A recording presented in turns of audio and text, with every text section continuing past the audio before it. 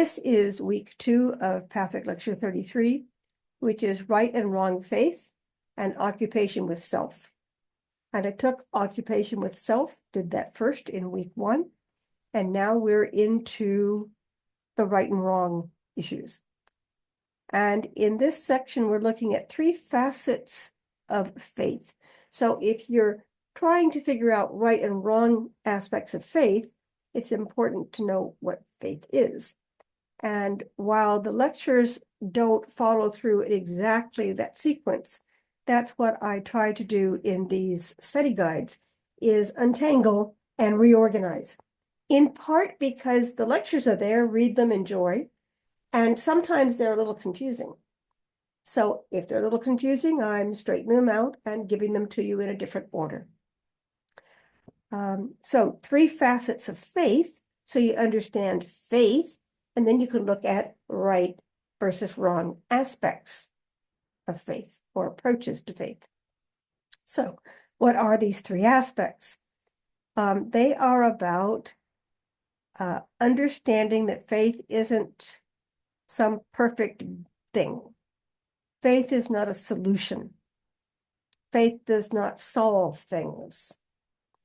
So faith, to have faith, there needs to be an acceptance of imperfection. I can have faith in something and it doesn't have to be perfect. I have faith and we'll work on it. It'll get there. Faith involves accepting doubt. When I say something is imperfect, that means I have a little doubt. I think it might be a little imperfect. I have some doubt. If I can accept that, I can still have faith. And it's a little bit like trust and verify. So I can have faith in something and I need to watch out, because just having faith and not checking on things is like handing over your authority to something else. Faith is about how you approach something. And you can approach it saying, you're not perfect, but I will work with you. I'm not sure you're perfect. I have some doubts, but I will work with you. And the third aspect, the third facet of faith, is accepting incomplete faith as a transitory state of development. So I don't have perfect faith. I may one day. I do not have it today. I still have it. I can still work with it. So perhaps you can see that both the right faith and the wrong faith would involve your ability to say, can I have faith even though I have doubts, it's incomplete, it's imperfect? And if you can have faith with that, then we can talk about how that might go down the wrong path or the right path. As part of this, I brought in the law of living in truth, of facing life. And facing life is where you realize something isn't working. Now, it may not work because you didn't apply it correctly, or you didn't support it well enough, you didn't see what it needed and supply it. It may not be working because you headed off in the wrong direction.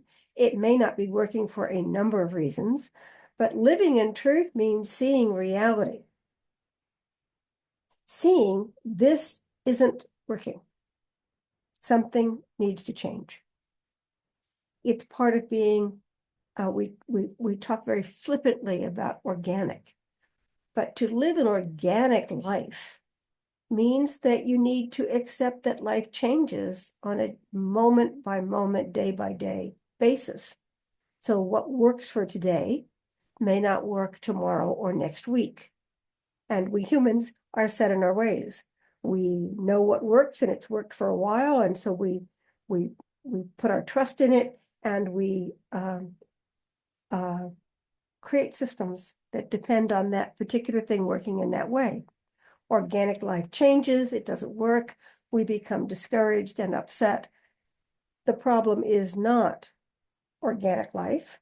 The problem is not your original desire and assumption and belief system, but that you pinned it on something, you tried to ground it or nail it to the floor, and Faith doesn't work like that. Belief systems don't work like that. And systems, human systems don't work like that. The world doesn't work like that. So those are three facets of faith. And this week has been a bit wild and woolly, and a lot of things have come up. As I looked for what to cover in this video, I realized that part of my frustration with the lectures is that the guide covers a lot of nuance about various topics without naming them in the title. And so I read the lecture, I get the nuance, I get the explanation, but I'll be darned if I can remember where I got it 6 months later. And it is very difficult to research that. You have to find the exact perfect phrase or unique word to be able to go back to that paragraph and that discussion. Part of my linear mind would say, why don't you group all the things together, which would work for a linear project. But that's not the way human beings work. Human beings work to some extent the way the groups that I organize do. And that is that what comes up, and you just deal with it. And the guide in the lectures was speaking to a group of people, specific people. He had a message that may have had implications centuries down the road, but he was talking to a group of between 25 and 75 people, so that they were his audience, and they had questions, and they had interests. They were also a community, so that other interests came up in between at other occasions. So, for our community, this week, what has come up?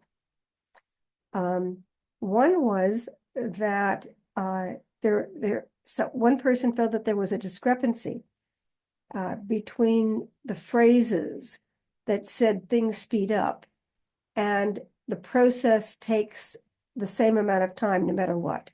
In other words, the process takes a certain amount of time and you can't hurry it.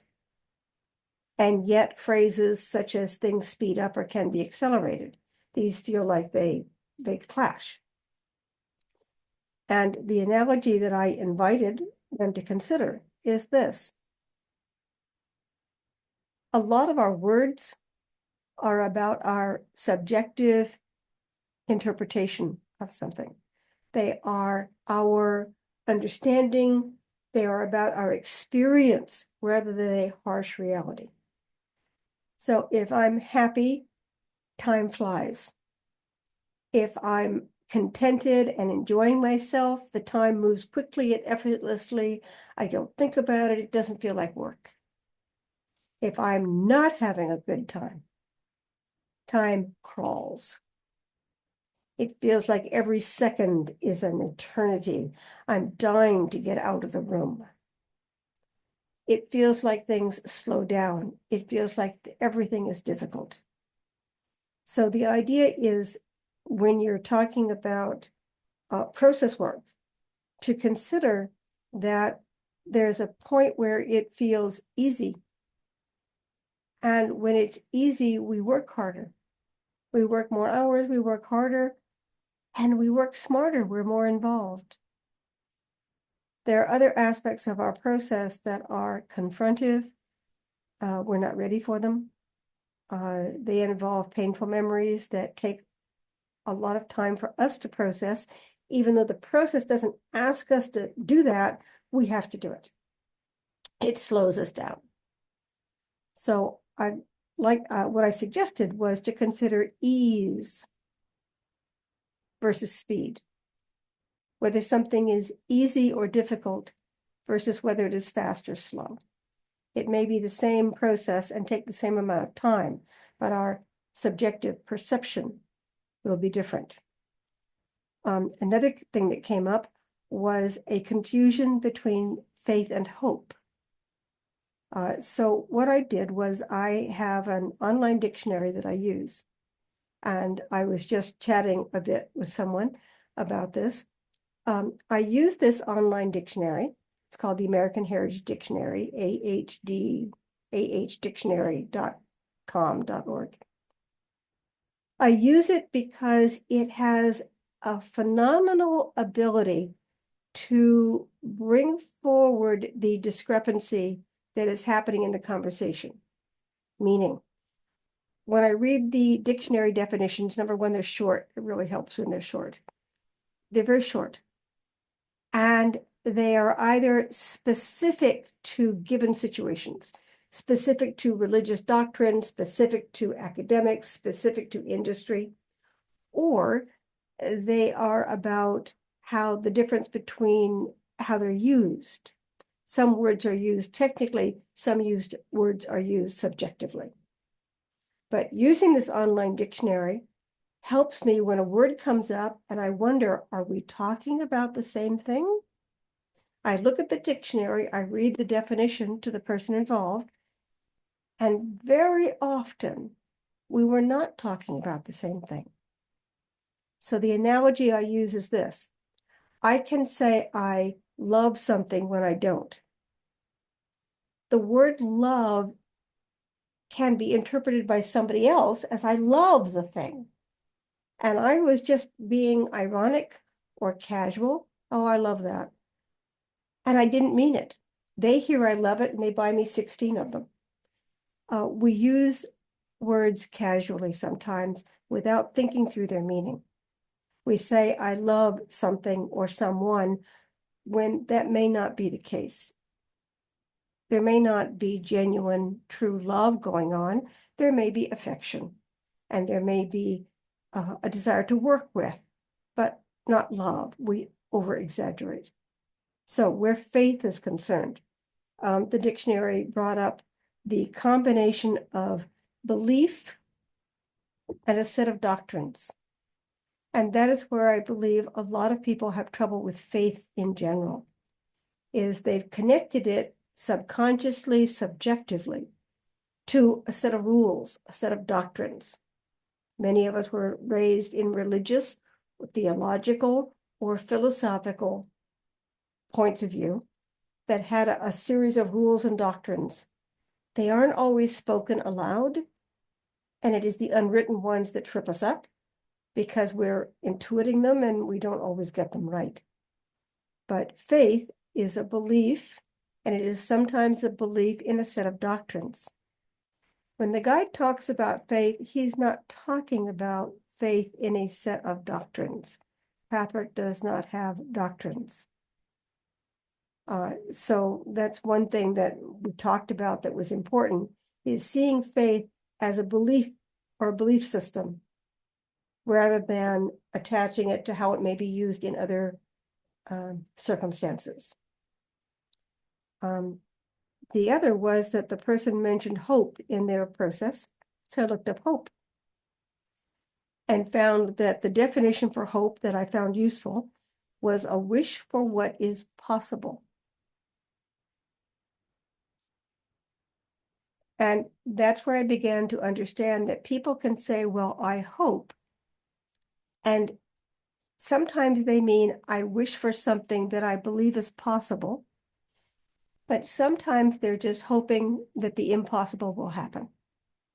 And that's not specifically hope, that's more fantasy. It actually moves into the realm of desire. So I looked up desire. And desire centers around the wanting something. So when I say, I hope the sun comes up in the morning, that's it's a silly use of the word hope. The sun is going to come up in the morning, or the world is going to end. But when I say, I hope things turn out better, I hope we see things better in a week or two. That may or may not be possible. Therefore, what I'm doing is I'm taking my desire, my want. I want things to be better. So I'm going to use phrases that engage you and talk about maybe in a few weeks they will be. When we take the word hope and we put it on top of wanting and desire, we're twisting the word hope. And we do that a lot. The other thing that came up is how the guide changes his words very often. And the truth is, the guide tries to speak in the vernacular. He's not speaking in scientific terms. He's not speaking in theological terms. He's speaking in a somewhat casual way, in an archaic manner, but still casual, in using the idioms of the time. And he changes the words that he uses. It used to annoy me also. And what I finally realized was the meaning of the word the guide is using is bigger than one specific incident. To stand back and look at the overall picture, rather than trying to zero in and parse a sentence as if that was the ultimate truth, that it's not carved in stone is the phrase, which refers back to 10 Commandments. If the guide says something 300 times, then obviously no one of those should be carved in stone. That there's an understanding that comes of seeing something said 300 times. Same thing with a human being. As you get to know a human being, you begin to understand what their words mean. When they might be misusing words, you work to understand the meaning that the person is trying to give you, rather than leaping upon the words that they are using. The last thing that came up this week was masks, interestingly. And it comes up a lot. Masks are both easy to teach about and understand and difficult. So the easy part is to see masks as a cover-up. The hard part is saying, but isn't that bad? So this is the metaphor that I use. When I do these videos or before a meeting, I comb my hair. I check my clothing and I adjust things. And I look around to see if I've left the closet door open or drawers open or glasses and plates laying on the surfaces. Why? What would be wrong with leaving things around or having my hair stick up, which it does a lot? Well, because people become distracted by that. Some people will use a sloppiness in your presentation to decide they don't like you as a person or the way or the words that you're delivering. I very often tease about masks also being clothing, meaning I'm wearing it. And my joke is I'm not taking it off to be naked and free and honest. I'm not doing that. It may be a mask, and I choose to cooperate with the general cultural attitudes about nudity and clothing. Masks, like everything else, including faith, including hope, including desire, have a basic neutral reality. They are neither good nor bad. So this whole lecture is about faith, good faith and bad faith. Faith can be neutral, neither good nor bad. It just is, it's just faith. And then you can have faith that really supports you and helps you. And then you can have faith that leads you astray, holds you back, or creates problems for you. But it's important to come back to neutral. Masks have a neutrality. We all wear masks. We wear expressions. We clean our glasses. We comb our hair. We present ourselves in certain ways, in certain situations. There's nothing wrong with that if we're not covering something up. And if we're covering something up, are we doing so to deceive or to reduce discussion? Sometimes I will do things not because I want to hide, but because I really don't want someone asking me questions about certain parts of my personal life. That's fair enough. That's a mask. So what I'm going to get around to is that these are the kinds of odd things that come up during meetings during the week, 3 or 4 meetings, and they're not planned, and we go where we go. And that's what I read in the lectures, that sometimes the guide goes where he goes. He talks about things that are tangential to the topic, and they're not easily identifiable once again by the title. When I select a lecture, I look at all these tangents, and sometimes I just have to clip them. And sometimes I use them. They're very, very interesting. But I just noticed that there's no way to index these side trips, but they're there. So rattling on a bit. Thank you for listening. This has been about Patrick Lecture 33, Right and Wrong Faith, Occupation with Self. And thanks for listening.